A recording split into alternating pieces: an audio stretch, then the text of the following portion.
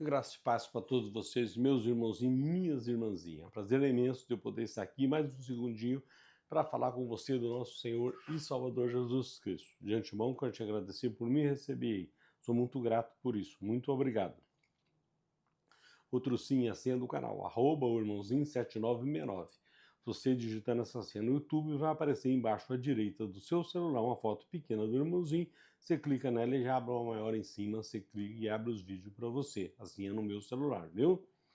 Outro sim, eu sou um cristão. Eu não pertenço a nenhuma denominação.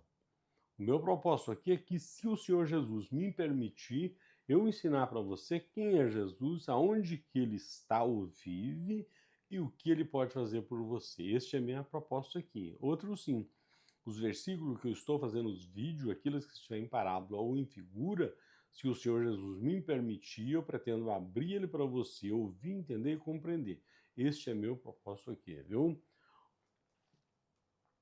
Primeiro, quem é Jesus? Jesus é o criador de todo o universo. Tudo que existe no mundo foi Jesus que criou, tá? Não existe outro ser.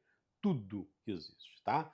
Nós, seres humanos, fomos criados exclusivamente para Ele, para fazer a vontade dEle, para carregarmos o santuário dEle, tá? Para isso nós somos feitos. A santidade dEle está dentro de nós, que é o Espírito Santo. Por isso que eu sempre bato na mesma tecla aqui. Toma cuidado com os pecados, que o seu corpo é santo. Vê onde que você vai, aonde você está levando o seu corpo. Porque o seu corpo é santo. Cuidado, que o Espírito Santo está dentro de você. Eu sempre estou avisando, viu? Sobre esse assunto. Então, o Espírito Santo habita dentro de mim, dentro de você, de toda a humanidade. Jesus mora dentro de você. Que é onde está o Espírito Santo, está Jesus e Deus, que são uma só pessoa, viu? Então, ele mora dentro de você, dentro de mim, dentro de toda a humanidade, onde o Senhor Jesus mora. É o que ele pode fazer por você.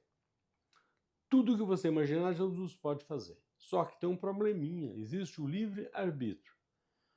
Ou você faz a vontade do teu espírito, ou a vontade da carne. Esse que é o problema. Se você estiver trabalhando honestamente, falando só a verdade, fazendo coisas certas, você pode pedir o que quiser que o Senhor Jesus vai te ajudar. Agora, se você estiver fazendo a coisa errada, ostentação, é meu, é meu, é meu, você está em pecado gravíssimo. Você só pode fazer um pedido para o Senhor Jesus. Pedir Ele para poder tirar você daquele lamaçal que você está nele, para que você possa fazer as coisas corretas. Primeiro você tem que sair. Quando você sair, já teve o arrependimento, tá? Quando você sair, você já está do lado certo já, aí você pode clamar ao Senhor também. Onde que você clama? Lá no livro de Mateus, no capítulo 6, o versículo 6. Lá está escrito assim: você entra para o teu quarto, fecha a tua porta, clama ao Senhor secretamente, ele secretamente te ouça e conceda o desejo do seu coração ou tuas petições. Lá também você volta para agradecer, é ali mesmo que você agradece. Tanto você pede quanto você agradece. Aí, você que estava no caminho errado, você pediu, aquele que estava no caminho certo, que estava no Espírito, pediu, Jesus vai te atender do mesmo jeito, porque já teve o arrependimento para você sair daí e vir para os pés do Senhor Jesus. E Ele é a nossa vida. Até quando você não sabe que Ele é sua vida, tudo bem que você fica para lá. Mas quando você sabe que Jesus é sua vida, se Ele sair de dentro de você, você está morto e você continua lá, meu amigo, você está precisando de um psicólogo. Ou psiquiatra de vez, né?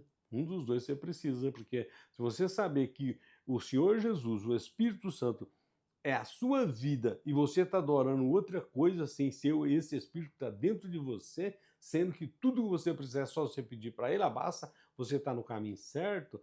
Se você não mudar de ideia, meu irmãozinho, eu sinto muito, mas fica difícil, tá? Porque a sua vida pertence a Ele. Se Ele tirar esse Espírito de dentro de você, você está morto. Eu estou morto. Qualquer um que for tirado desse Espírito está morto. A pessoa morre quando esse Espírito é tirado. Então é só para você ter ideia. Esse Espírito que faz você falar, você pensar, você ouvir, você enxergar, tudo é esse Espírito que faz. Tá? Ele que dá vida à nossa carne. Se ele sair de nós, nossa carne, os bichos já começam a comer essa carne. Porque o Espírito saiu. seu sangue parou de jorrar, por exemplo. Aquilo que o movimento do sangue, ele que fazia. Ele saiu, parou o sangue, parou tudo. Então, um prato cheio para os devoradores, que são os espíritos. O espírito não é... Como é que chama, meu Deus? Os bichos. Tem um nome, eu falho agora. Tem os bichos que corroem nossa carne, tá? Então, eles atacam, já começa a destruição do nosso corpo. Então é só para você ter ideia. Quem segura isso é o Espírito Santo que está dentro de mim, dentro de você. Ele é a nossa vida. É só para você ter ideia. É por isso que eu estou pregando. Eu tentei em vários lugares, tentando buscar isso e não consegui encontrar, tá? Encanto nenhum. Se você falar alguma coisa, o nego fala na tua cara, é só você que está salvo, o resto não está. Um exemplo. Porque é aquilo que eles aprenderam, é aquilo que eles sabem, aquilo que foram falado. Então é isso que ele guarda na cabeça dele. E nós precisamos saber. Eu propus em meu coração a falar de quem é Jesus para esse motivo. Todos os vídeos que eu estou fazendo, primeiro eu falo quem é Jesus, para depois eu ler um versículo da Bíblia. Normalmente eu leio um versículo que tenha mais ou menos alguma coisa a ver com aquilo ali, tá? Para que você possa ter um bom entendimento. E o meu intuito é que todos que ouvir entender a palavra e saber o que nós estamos falando na nossa linguagem.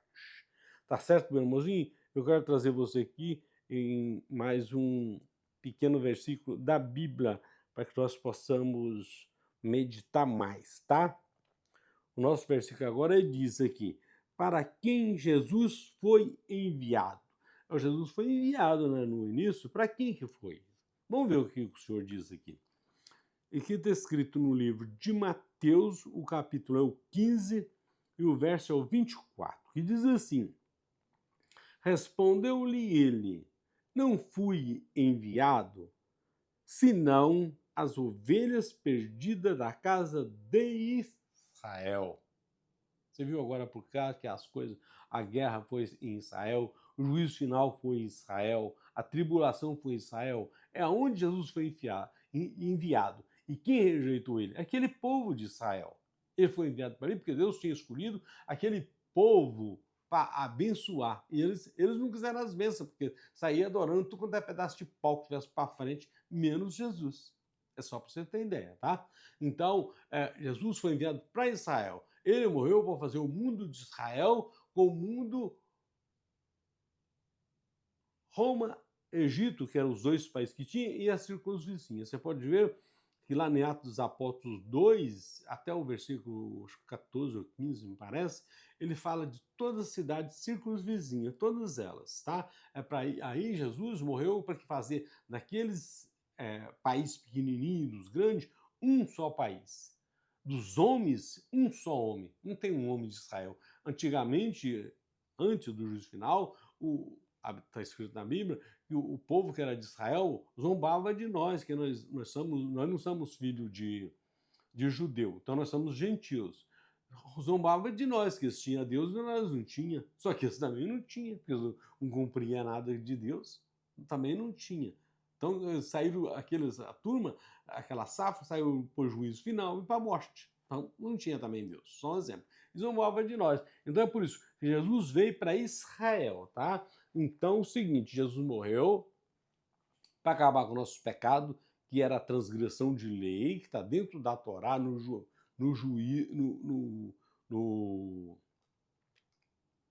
está dentro da lei, está dentro da lei no livro da Torá, tá? Era a transgressão de leis que era o nosso pecado para o qual Jesus morreu. Transgressão de lei. Hoje o nosso pecado é na carne, esse pecado nosso, tá? Naquela época lá era transgressão de lei e o povo não conseguia passar. Então por isso foi dado o juízo final para que a salvação, que é dado do Espírito, o derramamento do Espírito, para exatamente não ter aquele problema de passar, porque o ministério da lei era um ministério de condenação e morte, não tinha salvação. Aí que é o problema, porque já não tinha salvação. Veio Jesus com a graça, exatamente, para fazer o quê? Para dar salvação. Quando ele veio, antes dele vir, quando ele voltou a segunda vez, ele já deu o apóstolo Paulo o evangelho, o da graça. as epístolas paulinas. Este é o evangelho que nós deveremos ouvir e ler e aprender, tá? É esse aí, que foi dado pelo Senhor Jesus quando Paulo está lá em 2 Coríntios, no capítulo 1, parece que é o 12, 1, 2 e 3. Está escrito lá que foi levado ao terceiro céu, que ouviu palavra inefável ao homem saber, tá? Por exemplo, uma delas, só para você ter ideia.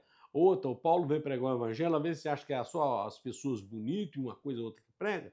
Paulo veio pregar o evangelho, segundo a Bíblia, diz que Deus colocou nele uma enfermidade, para que ele não se engrandecesse com a tanta coisa que ele recebeu, para ele não se engrandecer. Segundo a Bíblia, diz que Paulo pediu ele 3 vezes para passar dele aquela enfermidade, e ele falou para ele que a, a presença dele bastava a Paulo, e Paulo teve com isso. Pelo que falou da enfermidade, era lepra, que a enfermidade mortal da época era lepra. Só que ela pegava.